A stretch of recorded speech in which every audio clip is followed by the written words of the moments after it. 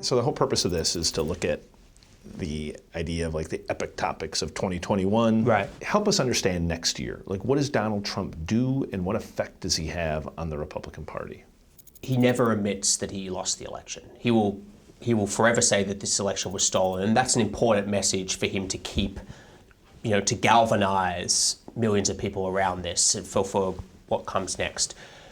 Based on the conversations I've had with his aides, I expect he's going to announce that he's running for president in 2024. I try to think about it through the prism of like, I'm Joe Biden, I'm trying to run the country. Yeah.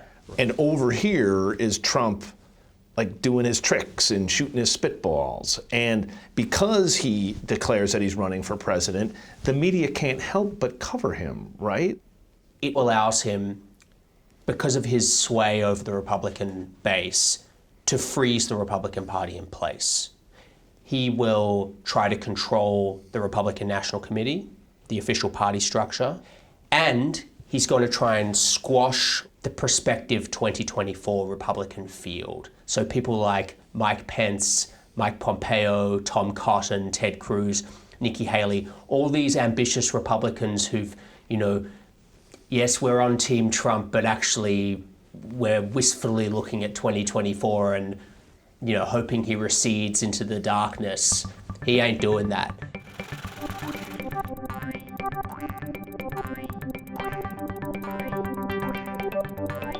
One of the defining things of our generation, but just sort of really smart people no longer believing truth.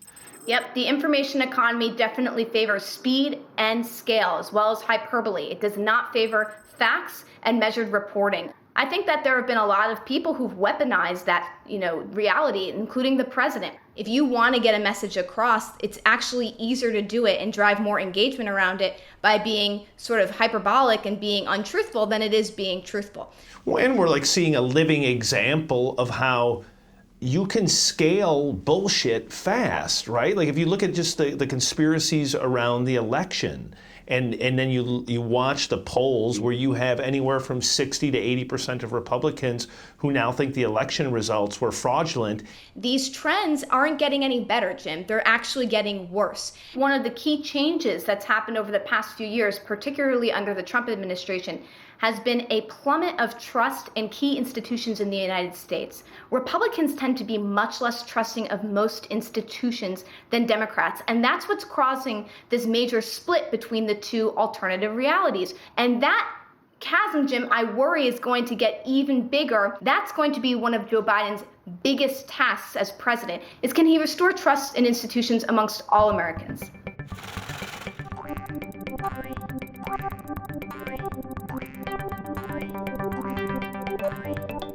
It does seem there is a broad bipartisan consensus that these companies are too big, that they probably have too much control over media and our minds and our politics, and that perhaps something profound needs to be done. There's a lot of people that have bones to pick with big tech on both sides of the aisle, but they're different bones. So a lot of attention gets paid every time they haul Mark Zuckerberg or Sundar or someone else before Congress, but that isn't where the real likelihood of change is going to come. It's probably going to come from the agencies, so the Justice Department, the FTC, taking specific antitrust action. So yes, the government may pursue a breakup of Facebook or Google. That doesn't mean that one's going to happen. And we can hyperventilate all we want. Are they going to be twice as big as they are a year from today, or are they going to be smaller and restrained? The tech companies generally move faster than the regulatory agencies, even when the regulatory agencies are actively investigating. That's not a good prognosis for change.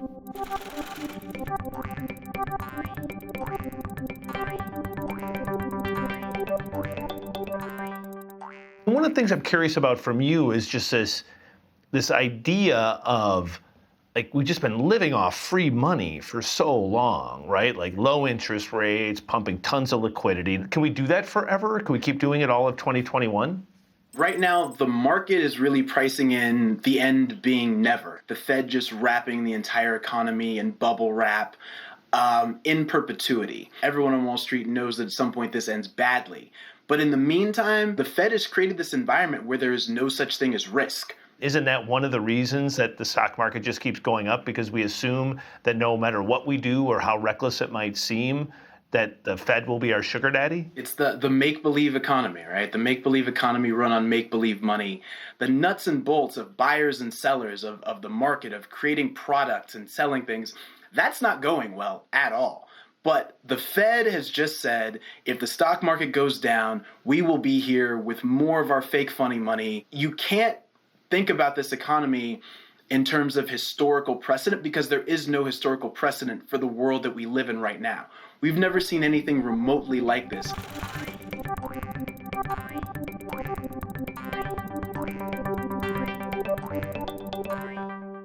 I think what I find fascinating about Biden in particular is, like, next year, his reckoning is going to be a reckoning with reality. Joe Biden wants to return to civility. There is no civility. He wants to return to normal. You can't go home again. There is no normal. He wants to reach across the aisle and forge bipartisan compromise. That sounds awesome. Like, there's no roadmap for where it happens. He's going to be a man on a small, lonely island trying to unite the country.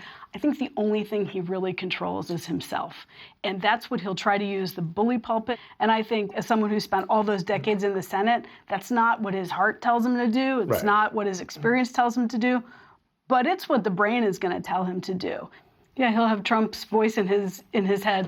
What the hell do you have to lose? As epic and wild as this year was, like, next year could even be more epic and wilder. It's like the reckoning, all the things that happened this year or could have happened this year, we're going to have to pay for in 2021.